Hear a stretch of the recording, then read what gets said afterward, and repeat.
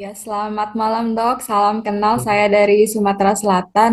Ada dua pertanyaan nih dok. Yang pertama, saya menderita kista dokter, kista ovarium seperti itu, dan Ya, tumor juga. Gimana cara kerjanya dokter terhadap penyakit saya ini, sehingga nantinya berdampak bagus seperti itu untuk kesembuhan. Yang kedua, kondisi seperti apa yang tidak diperbolehkan menggunakan alat ini seperti itu. Ada tidak dampak negatif jangka panjang seperti itu apabila kita sering menggunakan sinar terahertz ini, dokter. Seperti itu yang ingin saya ketahui. Ada kondisi-kondisi tertentu yang tidak diperbolehkan. Terima kasih, dokter, atas jawabannya.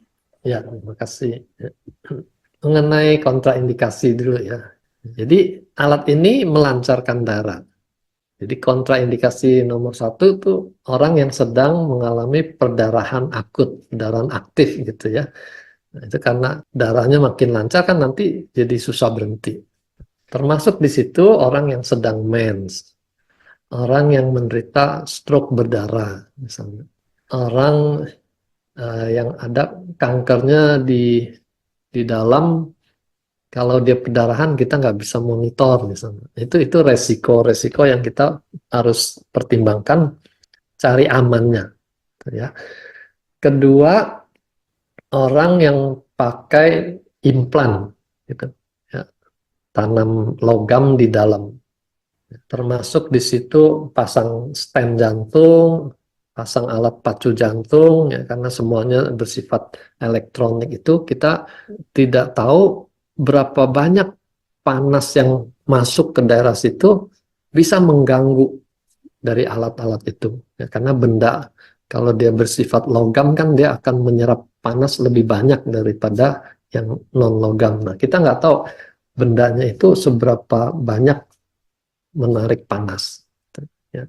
Jangan sampai kita mau menolong malah kita merusak gitu. Itu jangan kejadian. Tapi kalau kita blow-nya di tempat lain yang tidak dekat-dekat di daerah implan itu nggak masalah. Terus yang ketiga orang hamil. Karena biar bagaimana kan orang hamil tuh secara umum prinsipnya jangan diganggu dengan obat, dengan tindakan, dengan terapi yang seperti ini yang masuk ke dalam, kita nggak mau. Karena kalau misalnya terjadi sesuatu kan kita membuat bayi yang akan lahir tuh jadi cacat misalnya. Jadi kita nggak mau ambil resiko gitu ya. Walaupun terahertz tuh dikatakan dia getarannya tuh sama seperti sel normal sehingga ini aman ya. Tadi disinggung juga kalau kena mata bagaimana. Kalau hanya kena saja lewat itu dia aman. Tapi jangan juga sampai orang tuh yang ada di TikTok saya lihat ya, dia pakai dua alat blower langsung sentrong ke matanya gitu. Nah, panasnya itu bisa merusak lensa mata, bisa merusak benda-benda halus yang di dalam mata gitu. Ya, kan ada benda yang tidak tahan panas gitu.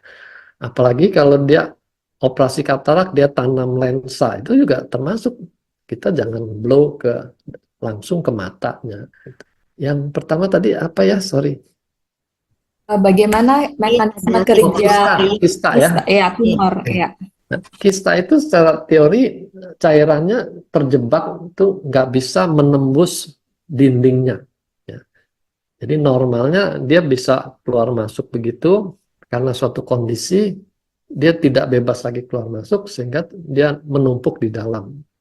Kita punya harapan karena teras ini bersifat tuh memperbaiki sel-sel yang ada.